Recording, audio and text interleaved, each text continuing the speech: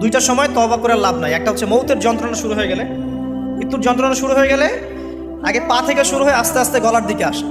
হাদিসে যেমনটা এসেছে, সূরা ওয়াকিয়ার মধ্যেও আছে যে পায়ের দিক থেকে যন্ত্রণা শুরু হয়ে আস্তে আস্তে আস্তে আস্তে এই গলার দিকে আসে, এবং আত্মাটা গলার এখানে যখন চলে আসে, এখান থেকে মালাকুল মউত আত্মাটাকে নিয়ে চলে যায় এবং চোখ দিয়ে তাকিয়ে থাকে মানুষ।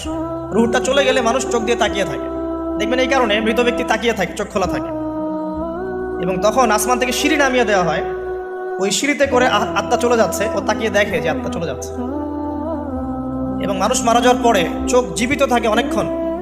মেডিকেল সায়েন্স যারা পড়েছে তাদেরকে জিজ্ঞাসা করবে, মানুষ ডেড হয়ে গেলেও চোখ দেখবেন আরও কয়েক ঘন্টা, হয়তো আরও নির্দিষ্ট একটা সময় পর্যন্ত চোখটা কিন্তু জীবিত থাকে। এই জন্যে চোখ বন্ধ করে দিতে হয়। যাই হোক, যেটা বলছিলাম যে মৌতের যন্ত্রণা শুরু হয়ে গেলে তওবা করে লাভ নাই, তওবার দরজা বন্ধ। আর পশ্চিম দিক থেকে সূর্য উঠে গেলে তওবা করে লাভ নাই, তওবার দরজা